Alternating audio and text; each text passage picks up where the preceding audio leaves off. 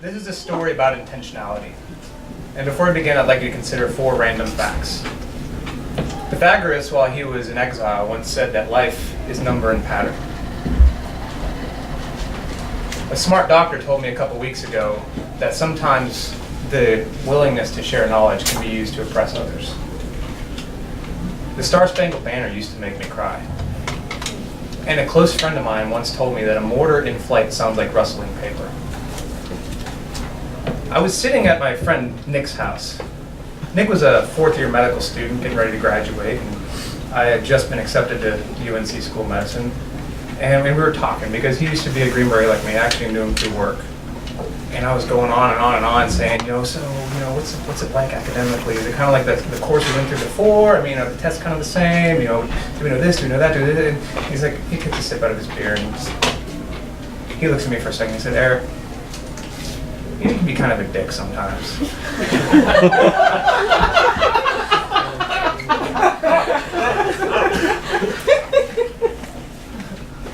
And it's funny that there's certain times in your life when people tell you the same thing.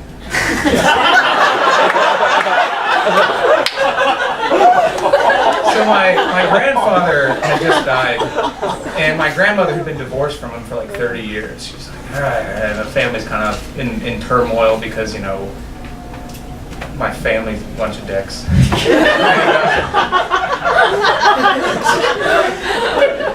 And she says, we got a mean streak in our family. I don't know if you know some of your older relatives. I'm like, what are you trying to say? and I was thinking about when my 7-year-old daughter, she's like, Daddy, I want to sing. I was like, well, I sing. I've been playing music for a long time. I was like, let's sit down and go through some basics. And I was sitting there trying to teach her how to do do, re, mi, and just dad. No. I know how to sing. You see, and the thing that Nick was trying to say is that nobody likes a know-it-all. Right, so this is all kind of transpiring as I'm getting ready to go to medical school, and I have that in mind. I'm like, okay, I'm going to try to do the best version of me that I can. And I show up. I go to Target in Durham and buy all my first week of school outfits because I know everybody did that. I'm like, how do I dress like a 32-year-old that's trying to fit in without looking like I'm a 32-year-old trying to look like a 21-year-old? And I'm very cognizant of how I'm projecting myself because orientation gets all a honeymoon. I mean, you're not sober for a minute of it.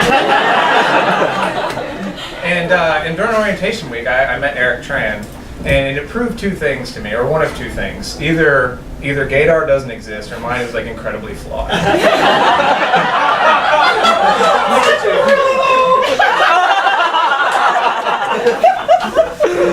So we get past our honeymoon period of orientation, and we start embarking upon this like bullet train of academics. And the thing is, like, I'm still in the Army.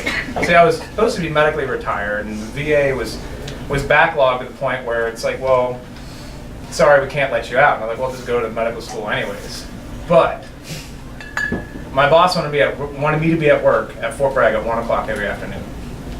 So imagine sitting there and learning molecules that you don't care about for 4 hours, running to the parking lot, just throw on your uniform and then fight traffic. And I was so angry all the time. I was just like, I was to here, just frustrated.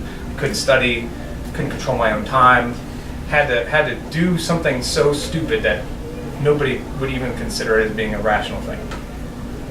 And then, we're sitting there in a small group, and I at least knew, I took that "don't be a dick" speech to heart because I was an instructor for SF Medics for about 4 years, so I knew this part. I'm like, well, when I'm in a small group, I need to learn not to be the instructor. I need to learn how to listen to other people. Eric's kind of like, hey, you seem pretty stressed out all the time. Let me ride with you one day, just to give you company. So this is interesting. I think it's fitting that he's a writer because he's a humanitarian.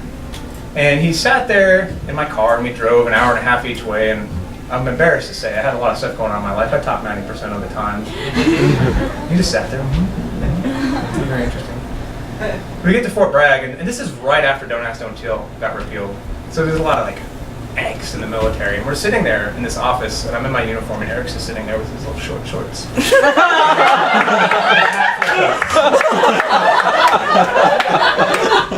And I'm like, you know what? I'm going to own this. Because he's being a friend. He's being a humanitarian. He's taking an interest in me, and he's putting himself out there. Because you think about it, for however afraid I was of embarrassment, he had no reason to trust me.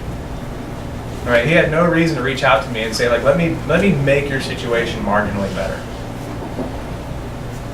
So, then the challenges kind of started coming, because it's like, I didn't know much about biochemistry, but I knew a thing or two about life. And I started kind of running into this frustration where I wanted to share what I know, but I felt like I was that guy that had a story for everything. And I didn't want to be the one that comes in and be like, oh yeah, I got a story about that. Yeah, oh, you shot a guy in the face, I got a story about that,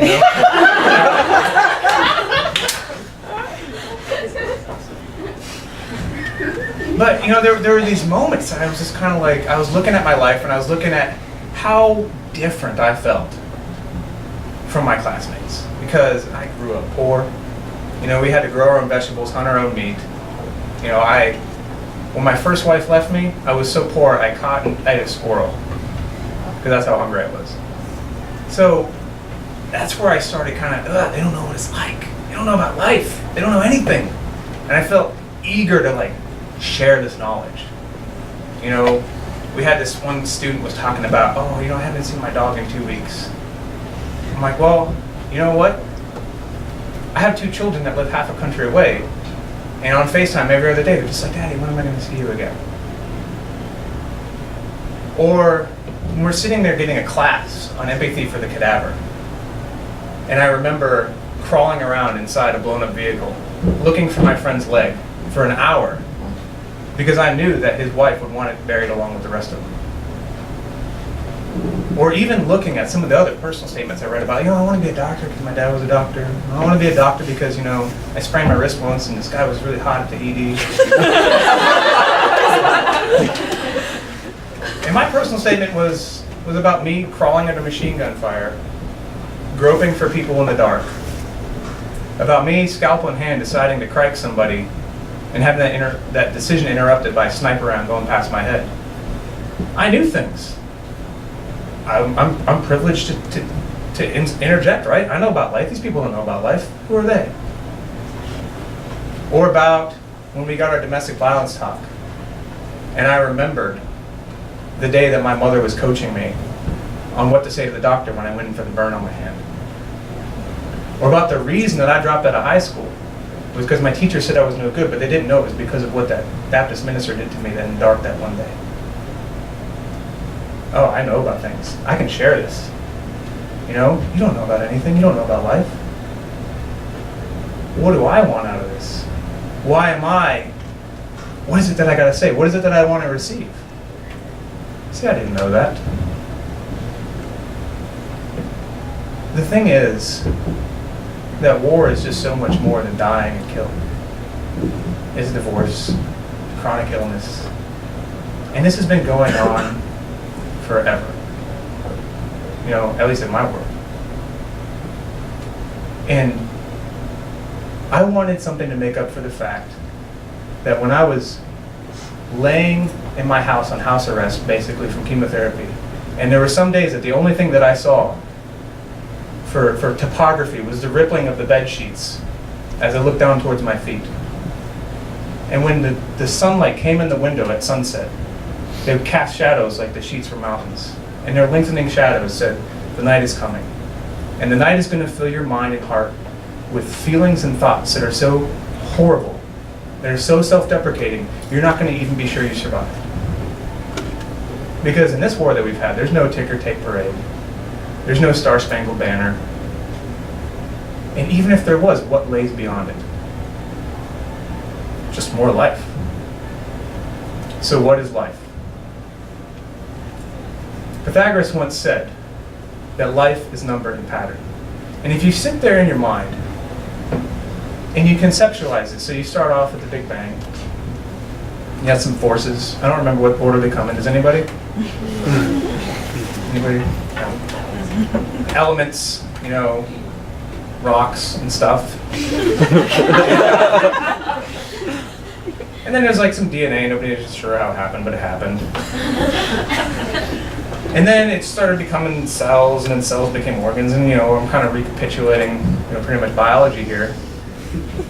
And then something amazing happened, and we had people, right? And people started kind of spreading, and then they started doing something really cool, which is recording knowledge. So in your mind's eye, if you just close your eyes for a second, just what does the event horizon of a black hole look like? You all know what it looks like, but have you ever seen one? It's because we're all swimming in this body of knowledge. And it's not knowledge that you created. But who you are is because of everybody else that came before you and everybody else that's with you. So the thing is, there's no purpose to life without purpose. And there's no purpose for any one of us without all of us. There's not an insignificant element in your body. There's nothing unaccounted for. There's nothing that's not worth anything. And if I want to learn how to be a doctor, I have to learn how to be a humanitarian. I have to learn how to come off that pedestal where it says, I know things. And say, tell me about yourself. Tell me what you know. Tell me how your knowledge can better my life. Because sometimes it takes a friend who's not afraid to tell you like it is, or another friend who's not afraid to show you how to do it right. Don't be a dick.